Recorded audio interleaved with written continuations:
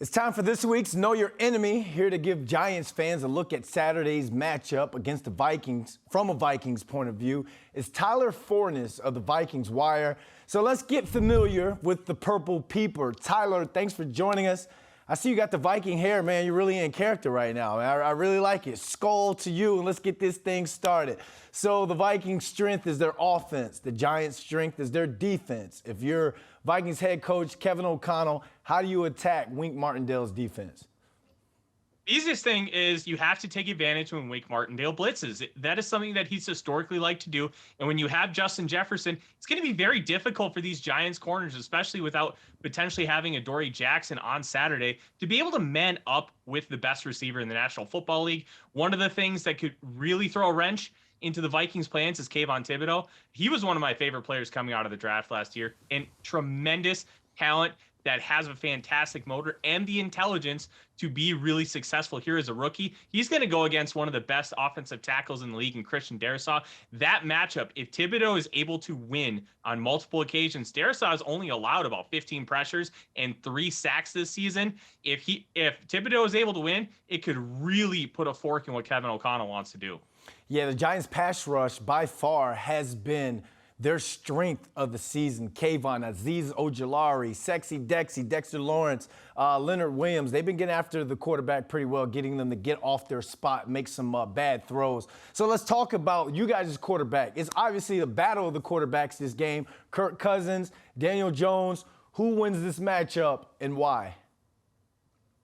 It's really hard to go against Kirk Cousins at this point. Obviously, from a Giants perspective, you've seen a lot of Kirk Cousins. He started for the Washington Commanders for multiple years.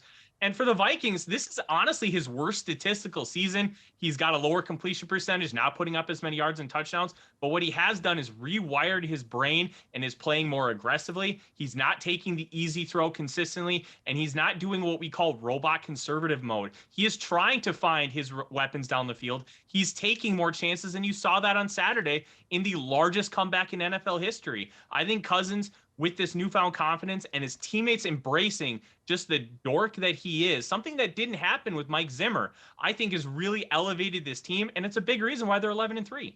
Yeah, Kirk Cousins did a great job during that comeback, just getting the ball to his weapons. You saw big play after big play after big play. Really was a spark to get you guys back in that game and to ultimately win it. All right, so it's hard to really say a team that's 11-3 on the season has many weaknesses, but where could this Vikings team be exploited?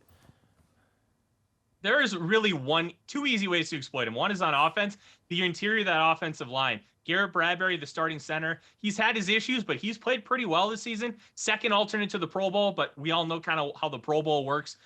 He's probably going to be out with a back injury. He got in a minor car accident Saturday after the game and re-aggravated it. So you're going to see Austin Schlottman, who is honestly below replacement level. So Dexter Lawrence and Leonard Williams could easily have a field day. And especially with Ed Ingram, the rookie second-round pick on the right side, he oversets quite a bit. So you could see some interior moves, some stunts to really take advantage of that. And on defense, the Vikings play a lot of what you call shell coverage. A lot of quarters, a lot of cover 2, a lot of cover 6, which is a combination of the two, often known as quarter, half.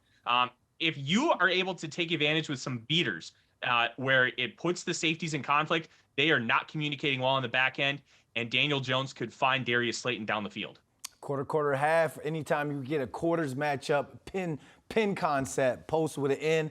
Darius Slayton hopefully can use that 4.3 speed. Daniel Jones let it fly. Giants are going to need some big plays to match the Vikings' ability with their big plays. All right, so what's at stake in this game for you guys? What's you guys' why? What are you playing for? We're playing for two things. One, the Vikings still have a chance at that number 1 seed in home field throughout the playoffs. We saw how much that ended up meaning in 2017 when the Vikings went into Philly and lost 38-7. And they still could use the number 2 seed, which would guarantee them at least a second home playoff game. They are 1 game ahead of the San Francisco 49ers for that spot, but the first tiebreaker is going to be conference record, which the Vikings will ultimately lose if the season completely plays out, because all 3 losses for the Vikings have come against the NFC, as they are 5-0 against the AFC, including a sweep of the AFC East. If they win out, they will have 2 home playoff games. If they don't, and the 49ers end up eclipsing them for that number 2 seed, it's going to be a difficult environment to go into Santa Clara and win. And the Vikings have only been held to 20 points or below only 3 times this season. It was all 3 times were against the NFC East. They're 1-2 on the NFC East on the year. Tyler, thanks for joining us. Skol, love the hair. And thanks for taking your time to joining us.